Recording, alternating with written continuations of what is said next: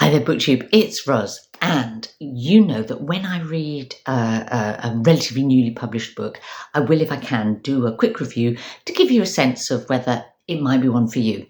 And for the last few days, I have been in Jamaica, on a bit of a scally-daddle, in the company of Diana McCauley and her wonderful, glorious protagonist, 99-year-old Miss Pauline, in A House for Miss Pauline, which was published in February of this year, so still quite hot off the press. And I haven't seen many people speak about this book. Now, when I say that it has a wonderful 99-year-old woman protagonist, you may think to yourself, so this is going to be kind of cozy, uplit type, warm-hearted, jolly. No, that's not what this book is. This book is quite dark, sometimes quite harsh. There is a charm to the story, and in particular to the wonderful Miss Pauline, but not in the kind of cuddly old lady kind of mode. Okay, you have been warned. Now, Macaulay is one of Jamaica's best known, most sort of leading writers of fiction, I suppose. But I'm embarrassed to say that I have never read anything by her before. And I'm really happy that this one did kind of come to my attention. It was reviewed in The Guardian, and that sort of always flags a book up to me. And could be because she's switched from People Tree Press, which is an indie that specialises in Caribbean literature, to Dialogue, which is like one of the Hachette imprints, so much more mainstream sort of publisher. So maybe that's why this one's getting had a bit more attention. Now, let me tell you more about it. So it's set in Jamaica's rural hinterland, the mountainous interior, long way, both physically and culturally, socially, from the tourist resorts of the coast or sort of big town life in Kingston with all its glamour and troubles. It's a small community, and Miss Pauline has lived there all her life. She's living in the stone house that she built with stones that she and her partner took from the Bakra house, the ruined great house where the sort of slave-owning sort of landowners had lived, but has now fallen into disrepair when she built this house sort of decades ago. She's still living there. She's approaching her 100th birthday. She's not feeling so well and so strong now, and she feels like at night the stones of her house are moving, and maybe she's hearing voices, other stones speaking to her. What's going on? She doesn't want to be thought. She doesn't want to tell people about that because she doesn't want people to think she's crazy.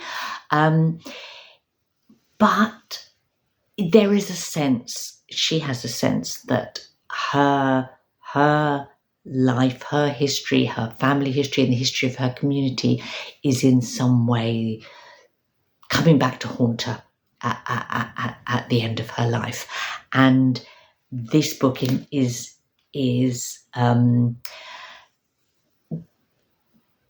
gives us both her thinking back over her life history. So we get, her 100 years plus 100 years of sort of Jamaican history, I guess, but also her present day kind of attempt to resolve the way she is now sort of worrying about things that she did and saw in her lifetime.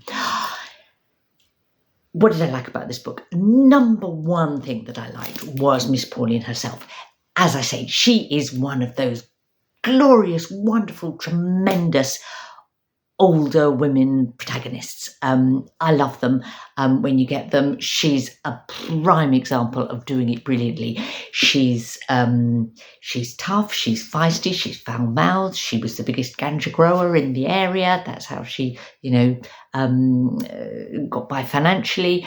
She's a survivor. Her childhood was difficult. She She doesn't suffer fools gladly, although she can have, and it was quite tough, I think, on her children, but she can have, as I say, quite a kind and generous spirit as well. Very much a survivor and the heart of the story, although we do meet other people. So Miss Pauline is, the number one best thing about the book. Second thing that I really liked about it is the sense of place. It's kind of lush, and yet you feel how challenging life has been there and still is. It's a sort of little village where, young people are desperate to get away, where people are kind of really having to sort of make do to get by. But yet in these sort of gloriously beautiful natural surroundings. Third thing that I liked about the book was the writing style. It's rich. I love the prose. McCauley uses a lot of Jamaican patois, particularly in the dialogue, but also in kind of Miss Pauline's internal monologue. But not in a way that's inaccessible for a non-Jamaican reader. You get the richness without feeling, but you're not lost, I think. The plot is quite, it drove me along successfully. There's a couple of times when, if I'm honest, the story wobbles a little. There's a slight sort of like, oh, really? But that were not enough to in any way spoil my enjoyment of the book. Quite the contrary. Probably just a few too many perhaps coincidences or interconnections. But I don't.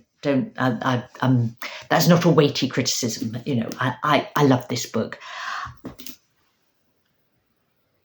All those things are wonderful, but if you know me, you know that one of the things that I ask of a book is ideally, as well as kind of plot and character and nice writing style and all of that, I want some ideas as well.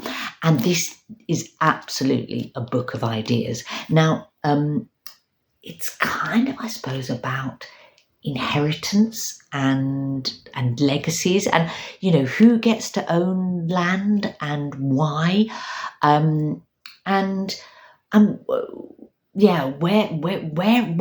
what's that about family history, I suppose, family connections and how families kind of diverge over time. And Macaulay's, one of her inspirations for writing the book was finding out through a sort of accident of one of those sort of, ancestry.com type, DNA test, not her own, somebody else's. When you get told, oh, this person's your cousin, or whatever. Through that, she found out that her, like many Jamaican people, her family history includes both slavers and enslaved. And that's sort of the dilemma about sort of guilt or responsibility, or the legacy of that, is at the heart of this book, and the kind of complexities that throws up for an individual and a community. There you go. So a warm recommendation from me, and I hope to see more people getting to read A House for Miss Pauline.